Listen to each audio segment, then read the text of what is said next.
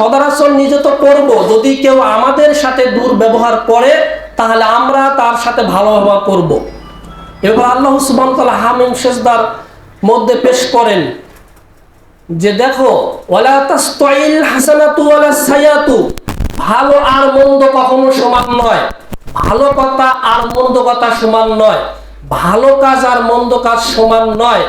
ইদফা বিল্লাতি হিয়া আহসান, তোমরা কি করো, কেউ যদি তোমাদের সাথে মন্দ কথা বলে তোমরা তাদের সাথে ভালো কথা বলো, কেউ যদি তোমাদের সাথে মন্দ কাজ করে, খারাপ আচরণ করে, তোমরা তাদের সাথে ভালো আচরণ করো, করে পরিবর্তন করো।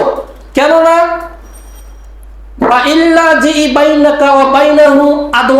যদি কোন ব্যক্তির সাথে ভালো আচরণের বিপরীতে মন্দ আচরণ করে শত্রুতা তৈরি হয়ে থাকে, তুমি যদি ভালো আচরণ করতে পারো তাহলে ওই ব্যক্তি আর তোমার মধ্যে যে শত্রুতা রয়েছে সেটা কেটে গিয়ে বন্ধুতে পরিণত হবে।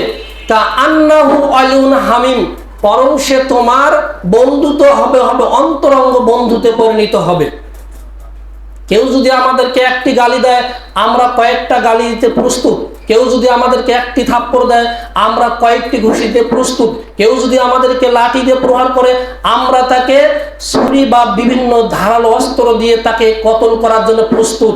মহান আল্লাহ সুবহানাহু ওয়া তাআলা শিক্ষা দিচ্ছেন কি, কেউ যদি মন্দ কথা বলে ভালো কথা বলে সেটা প্রতিহিত করো, কেউ যদি মন্দ কাজ করে সেটা ভালো কাজের মাধ্যমে প্রতিহিত করো।